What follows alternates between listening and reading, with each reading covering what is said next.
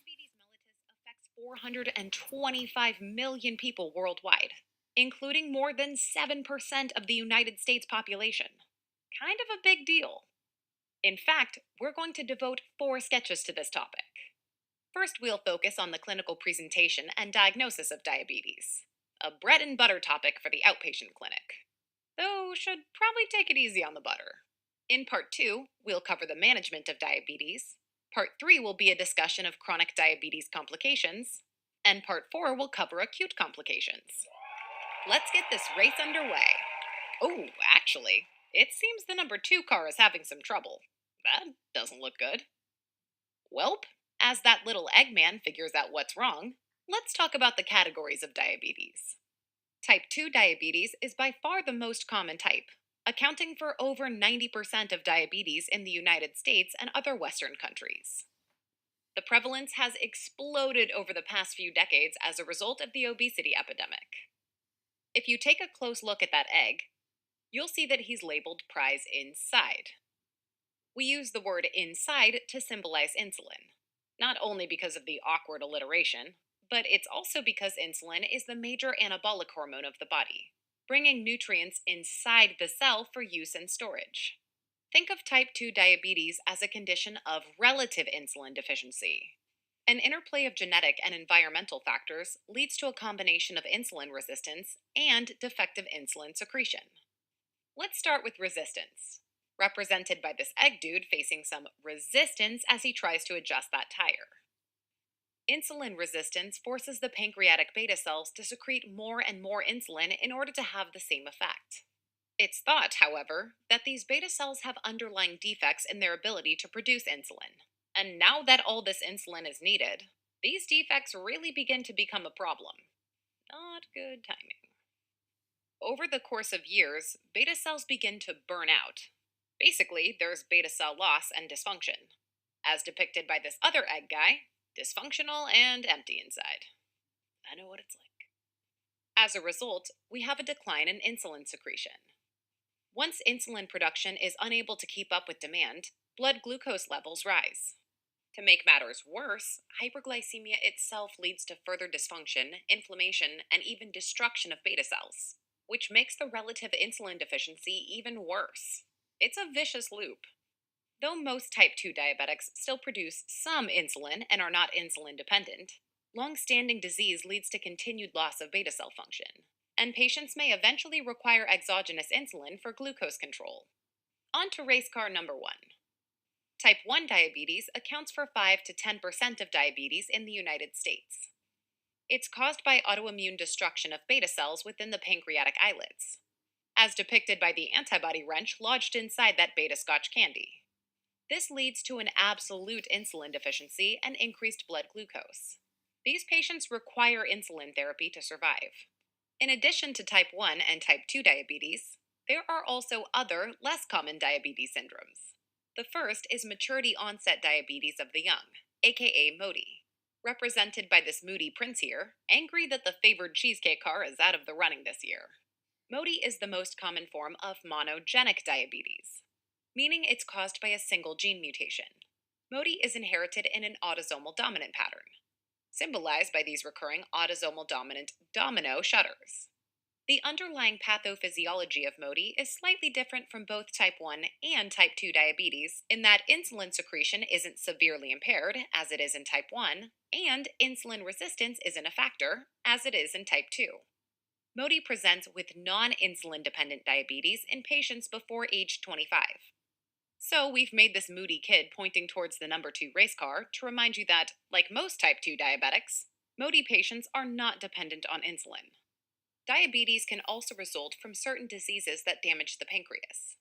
Cystic fibrosis, for example, is associated with exocrine and endocrine pancreatic insufficiency, and is symbolized here as a bottle of cystic syrup car wax, evoking an image of the gunky secretions that plug up the ducts and airways of patients with CF. Chronic pancreatitis, symbolized as usual by a leaky pancreas sponge, is associated with glucose intolerance and even overt diabetes mellitus late in the course of disease. And thirdly, that iron weight is our symbol for hemochromatosis. In this disease, iron deposits in the pancreas, resulting in decreased beta cell function and apoptosis. Patients with diabetes caused by these pancreatic diseases are usually insulin dependent, like patients with type 1 diabetes. Now that the stage is set, it's time to jump into our new soap note. We're going to focus on the presentation of new onset diabetes. In other words, we're assuming that the patient has not yet developed any of the chronic complications of diabetes, which will be covered in their very own sketch. First, notice the oversized body habitus of racer number 2, just barely squeezing her way into that cheesecake. Obesity leads to insulin resistance. In fact, 90% of patients with type 2 diabetes are overweight or obese. Insulin resistance also increases with age, so, not surprisingly, type 2 diabetes is more common in adults, though it can develop in obese children and adolescents as well. Type 2 diabetes is also more common among certain ethnicities, particularly Native Americans, Asian Pacific Islanders, Latinos, and African Americans, as represented by these multicultural candies. Type 1 diabetes is most commonly diagnosed in children or adolescents, though new onset type 1 can be seen in adults as well, so don't be fooled. Patients with type 1 diabetes usually have a thin body habitus, as emphasized by this kid's gaunt complexion. Why so thin? Well, it turns out that an absolute insulin deficiency promotes a catabolic, i.e., breakdown state. More on this in a bit. And don't forget about that moody Modi kid. In general, Modi presents in young people under the age of 25. Patients have a weight similar to the general population. You see that happy thumbs up?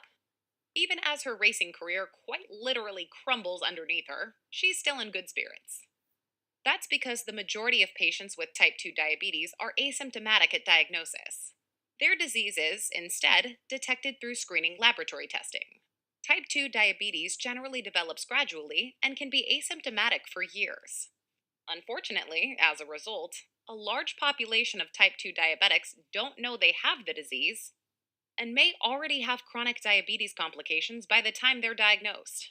We're talking nephropathy, retinopathy, and neuropathy, which we'll cover in our chronic complications of diabetes sketch. Now back to new onset diabetes. Most patients with new type 1 diabetes present with symptoms, as do some with type 2. And by symptoms, we mostly mean symptoms of hyperglycemia. Patients may report polyuria, or excessive urination, and nocturia. In other words, they're waking up at night to urinate. These are signs that the patient has a serum glucose level above the renal glucose reabsorption capacity, which is approximately 180 milligrams per deciliter. So, glucose spills into the urine instead. Of course, water follows glucose, otherwise known as osmotic diuresis, hence that excessive stream of yellow exhaust. Polydipsia, i.e., excessive thirst, is another classic symptom of severe hyperglycemia. All that osmotic diuresis leads to hypovolemia. Combine hypovolemia with hyperglycemia, and you've got increased serum osmolality, my friend. Time to quench that thirst. Patients with severe hyperglycemia may also report transient blurred vision, as represented by those foggy racing goggles. Though the mechanism is unclear, it's thought that glucose gets converted to sorbitol and accumulates in the lens, and water follows, leading to osmotic swelling of the lens and changes in refraction. Others have postulated that transient changes in the retina or even the visual cortex itself are to blame. Vision usually improves once the serum glucose normalizes, which is why these goggles are flying off his head. Keep in mind, however, that patients with type 2 diabetes who present later in the course of their disease may already begin to show signs of retinopathy, which can lead to irreversible vision loss. Contrary to the typical overweight patient with type 2 diabetes, patients with new onset type 1 diabetes often present with weight loss. Remember, we're talking about an absolute insulin deficiency here. Without insulin, glucose is denied admission to skeletal muscle and fat cells. Instead, unopposed catabolic hormones actually break down fat and muscle. Also, keep in mind that some patients with new onset type 1 diabetes will present with diabetic ketoacidosis, or DKA, symbolized by this candy key. This is a life threatening condition characterized by metabolic acidosis and severe hyperglycemia. Type 2 diabetes rarely causes DKA. Patients with long standing type 2 diabetes may develop hyperglycemic hyperosmolar syndrome, but don't expect this in a patient with relatively new onset type 2 diabetes. Check out our acute complications of diabetes sketch for more on both DKA and HHS. Alright, let's go over a few medical conditions and risk factors. As we've already mentioned, obesity is a significant risk factor for type 2 diabetes. That risk is greatest in patients with central, also known as abdominal, obesity. In fact, among the 10% of type 2 diabetics who are not overweight or obese, many still have excess body fat in the abdominal region. Excess adipose tissue, particularly that visceral intra abdominal fat, increases insulin resistance. Not surprisingly, patients with prediabetes are at risk of progressing to overt type 2 diabetes. About 25% develop type 2 within 5 years. We'll get to the diagnostic criteria of prediabetes over in the lab section. In women, a history of gestational diabetes is an important risk factor for type 2 diabetes. By definition, gestational diabetes develops during the second or third trimester of pregnancy. It's the pregnancy itself that causes insulin resistance. Gestational diabetes usually resolves after the baby is born, but more than half of these women will eventually develop type 2 diabetes. This is not a cause and effect. Rather, gestational diabetes is a marker of underlying impaired glucose metabolism. And for many women, it's just a matter of time before type 2 diabetes sets in. In women, another common type 2 diabetes risk factor is a history of polycystic ovarian syndrome, commonly referred to as PCOS, represented by this wacky ovary character brimming with cyst like candies. PCOS is a complex endocrine disorder that presents with menstrual dysfunction from anovulation, as well as androgen excess and polycystic ovaries on ultrasound. Insulin resistance is present in most patients and is a key part of the underlying pathophysiology. So, an increased risk of type 2 diabetes isn't surprising. Cushing syndrome, represented by our recurring Cushing cushion symbol, can also contribute to development of type 2 diabetes. Obesity, particularly central obesity, is a common symptom of the disease, and as we know, this causes insulin resistance. Plus, high levels of cortisol have direct effects on metabolism, including promotion of gluconeogenesis. Several other common medical conditions are associated with an increased risk of type 2 diabetes. This includes cardiovascular disease, specifically heart failure or a history of MI, dyslipidemia, particularly a low HDL or elevated triglycerides, and hypertension. So check for a history of these disorders. Alright, you knew it was coming. Next, let's talk about lifestyle risk factors for type 2 diabetes. A sedentary lifestyle lowers energy expenditure and increases the risk of type 2 diabetes, independent of weight gain. As they say, you are what you eat. Diet has an enormous impact on weight, of course. However, certain foods, namely sugary drinks and red meat, have been associated with an increased risk of type 2 diabetes. On the flip side, consumption of nuts, berries, yogurt, coffee, and tea seems to decrease diabetes risk. Next, let's get some past medical history from that patient with new onset type 1 diabetes. Many of these patients will also have another autoimmune disorder, as highlighted by those spare antibody wrenches. Hashimoto's thyroiditis and celiac disease are the most common, so ask about a history of these conditions. As we mentioned earlier, diseases that cause injury to the pancreas can cause insulin dependent diabetes. In cystic fibrosis, thick secretions, much like this thick syrup, obstruct the pancreatic ducts. Exocrine pancreatic function, and by that I mean the secretion of pancreatic enzymes, is usually disrupted first. But continued destruction of the pancreatic parenchyma eventually affects the islets as well. The result? Beta cell injury and insulin deficiency. Diabetes is an important complication of cystic fibrosis, affecting almost half of CF patients over the age of 30. Patients are usually insulin dependent. As we mentioned earlier, diabetes is also a complication of long-standing chronic pancreatitis.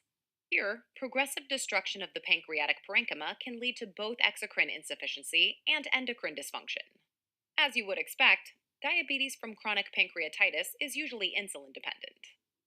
Patients are also at increased risk of hypoglycemia, both spontaneous and treatment related. You see, this time, Damage to the islets significantly affects both alpha and beta cells. Alpha cells normally secrete glucagon, the hormone that pretty much acts the exact opposite of insulin. No glucagon, and those serum glucose levels can tank. Diabetes is also a feature of hereditary hemochromatosis, an inherited disorder of iron overload that presents in adulthood. Progressive iron accumulation within the pancreas leads to relatively selective destruction of beta cells, eventually progressing to a state of insulin dependent diabetes.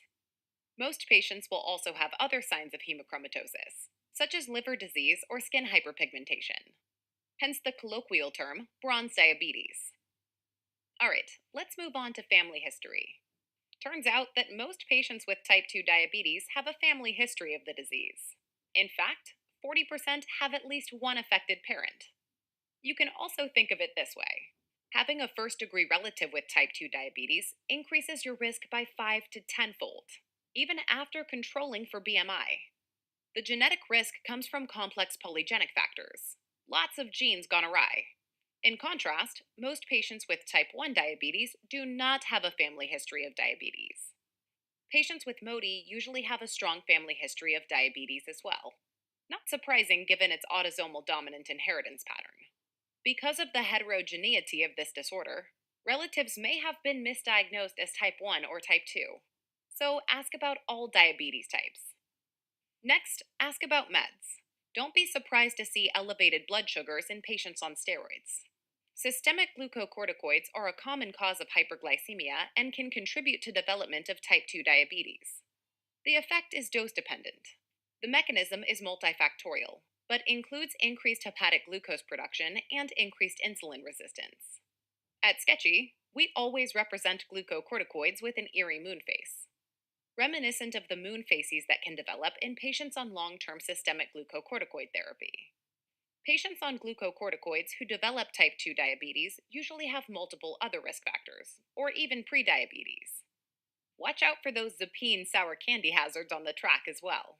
Second generation antipsychotics, especially olanzapine and clozapine, have a high rate of metabolic side effects that include hyperglycemia and an increased risk of type 2 diabetes on the track. The exact mechanism is unknown, but appears to involve weight gain and increased insulin resistance.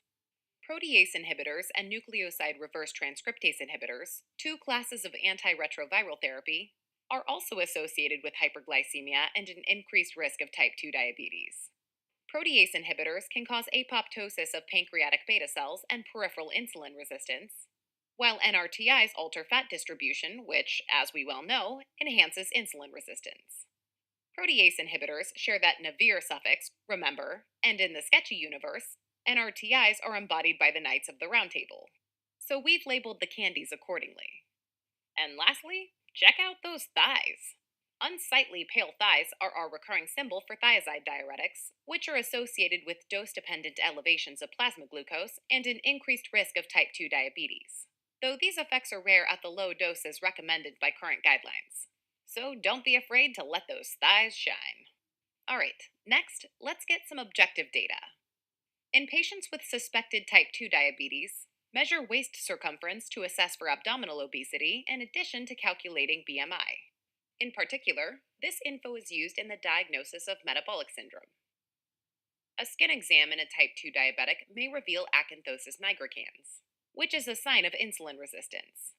Look for brown to black velvety hyperpigmentation, particularly in body folds like the axilla or lateral folds of the neck. Keep in mind, however, that the physical exam will be normal in most patients with new onset type 2 diabetes. So, what do we do? Well, the disease can be detected with screening labs. According to the ADA, everyone age 45 or older should be screened every 3 years. Younger adults with a BMI greater than 25, in other words, overweight or obese adults, should also be screened every 3 years if they have an additional risk factor. That's high BMI and high risk. What do we mean by additional risk factor? Conveniently, we just mentioned most of them. First degree relative with diabetes mellitus, a high risk race ethnicity, history of cardiovascular disease, hypertension, dyslipidemia, PCOS, physical inactivity, or acanthosis nigricans. Alright, two more patient populations to keep in mind. Patients with a history of gestational diabetes should be screened every 3 years, regardless of age or BMI. And finally, how about those patients with prediabetes? They should be screened every year. So we've added a birthday candle next to the Grand Prix sign, our recurring symbol for annual screening. All right, now that we know who to test, what do we actually order? Well, let's start with asymptomatic patients, represented again by that symptom free thumbs up. The diagnosis of diabetes can be established with any one of three tests. An abnormal test needs to be repeated on a different day to confirm the diagnosis. Alternatively, if two different tests are performed and both are abnormal, repeat testing is not necessary. Let that fastest time board remind you of the first option, a fasting plasma glucose. This is simply a serum glucose level drawn from a patient who's been fasting for at least 8 hours. By fasting, we mean no caloric intake. Water is okay. And since most routine screening labs are drawn fasting, this is oftentimes the easiest to obtain. A fasting glucose of 126 milligrams per deciliter or greater on 2 occasions is diagnostic for diabetes. In this sketch, when you see two checkered flags, think 2 occasions. The second option for screening asymptomatic patients is a 2-hour oral glucose tolerance test, represented by this billboard up here, advertising this 2-hour endurance race. The patient is given a 75-gram glucose solution to take orally, as depicted by this fellow tossing candy into his mouth. A plasma glucose level is drawn 2 hours later. A level of 200 milligrams per deciliter or greater on 2 occasions is diagnostic for diabetes, hence the two checkered flags along with that 200 car on top of the sign. Why not just draw a fasting serum glucose? Remember, diabetes is a disease of glucose metabolism, which means patients can have elevated fasting glucose levels or elevated postprandial levels. Sometimes, patients will have issues with prandial levels and not fasting levels. That means they may have a normal ish fasting glucose even though they are diabetic. The third and final option for screening asymptomatic patients is a hemoglobin A1C, which measures the level of glycated hemoglobin in the blood, as highlighted by the heme inspired wheels on this A1 car. You see, glucose freely enters red blood cells where it irreversibly attaches to hemoglobin. As a result, the hemoglobin A1C reflects the blood glucose level over the 120-day lifespan of the red blood cell. In practice, it correlates best with the average blood glucose over the previous 8 to 12 weeks. Let that 6.5 we've subtly incorporated into the A1 car remind you that a hemoglobin A1C of 6.5% or greater on 2 occasions is diagnostic for diabetes. By the way, borderline results on any of those three tests are used to define prediabetes. This time, results don't need to be repeated. A fasting plasma glucose between 100 and 125 indicates impaired fasting glucose, a prediabetic condition. In an oral glucose tolerance test, a 2-hour plasma glucose between 140 and 199 indicates impaired glucose tolerance, also a prediabetic condition. Finally, a hemoglobin A1C between 5.7 and 6.4% is also diagnostic of prediabetes, hence the 5.7 formed by those two A1 cars on the bottom of the sign. Hang on. One more way to diagnose diabetes, this time in symptomatic patients. In patients with symptoms of hyperglycemia, such as polyuria, polydipsia, blurry vision, or weight loss, a single random plasma glucose of 200 milligrams per deciliter or greater establishes the diagnosis. That's it. No ifs, ands, or buts. Keep in mind that the tests we've mentioned are diagnostic for diabetes, but they don't tell you which type. In an overweight or obese adult, you can assume type 2 diabetes without any need for additional diagnostic testing. In adults with a thin body habitus and lack of other type 2 risk factors, consider testing the serum for islet cell autoantibodies, indicative of type 1 diabetes. Let's summarize the clinical presentation of diabetes in a sample assessment statement. Willie B is a 55-year-old obese man with hyperlipidemia presenting with blurred vision, increased thirst, and frequent urination for 6 months. He works as an office clerk, does not exercise, and consumes fast food, sodas, and sweets regularly. His vitals are significant for a blood pressure of 155/92 and a body mass index of 36. On general examination, he's obese and there's hyperpigmentation of the neck and axilla. Labs are significant for a hemoglobin A1C of 9.8% and a fasting blood sugar of 205. The cause of this patient's symptoms is most likely untreated type 2 diabetes. Once you've made the diagnosis, it's time to obtain further screening labs and tests, discuss the long term complications of diabetes with your patient, set up treatment goals, and identify any barriers to treatment. Chronic complications will be covered over in King Candy's throne room, and specific treatment strategies will be outlined in our longer Hansel and Gretel sketch. I'd recommend going to the ADA website and searching for their latest guidelines. You'll find all kinds of goodies inside, including an entire checklist of historical info to obtain, extra screening tests, physical exam findings, extra labs, and general management goals to discuss with your patient. Everything you need to cover during your first visit with a newly diagnosed patient. We'll just go over the general management goals here, grouped by organ system. First, let's talk about the cardiovascular system. Atherosclerotic cardiovascular disease is the number one cause of morbidity and mortality in patients with diabetes. We're talking peripheral arterial disease, cerebrovascular disease, and coronary heart disease. Make sure cardiovascular disease history and risk factors are properly assessed. Get a fasting lipid profile and blood pressure. Start treatment if necessary and set blood pressure and lipid goals with your patient. Next, treatment goals. That means lifestyle modification and possible pharmacologic therapy. Get an A1C and set an A1C goal with your patient. Glycemic control reduces the risk and progression of the micro and macrovascular complications of diabetes. Refer your patient to diabetes education and self management specialists. Next, let's work our way down, starting with the eyes. All patients with newly diagnosed diabetes should be referred to ophthalmology for diabetic retinopathy screening. Screening typically continues yearly in all diabetic patients, though some may require more frequent monitoring if abnormalities develop. Next, how about those kidneys? Obtain a spot urinary albumin to creatinine ratio to screen for diabetic kidney disease. Hence the Candy album we've placed over this oversized creatinine credit card. Serum creatinine should also be ordered to assess baseline renal function. And how about them feet? All patients with newly diagnosed diabetes should receive a complete diabetic foot exam. Patients with diabetic neuropathy are prone to developing foot ulcers. Check out the chronic complication sketch for all the numb and tingly details. Well, you did it. You diagnosed diabetes. And you even set up some management goals. Let's take a look at that highlight reel. Type 2 diabetes typically develops in adulthood, with higher prevalence among certain ethnicities, such as Native Americans, Asian Pacific Islanders, Latinos, and African Americans. Type 1 diabetes presents in children and adolescents. 90% of patients with type 2 diabetes are obese, while most patients with type 1 have a thin body habitus at diagnosis. Most patients with type 2 diabetes are asymptomatic at diagnosis, though a large proportion will already have underlying diabetic complications.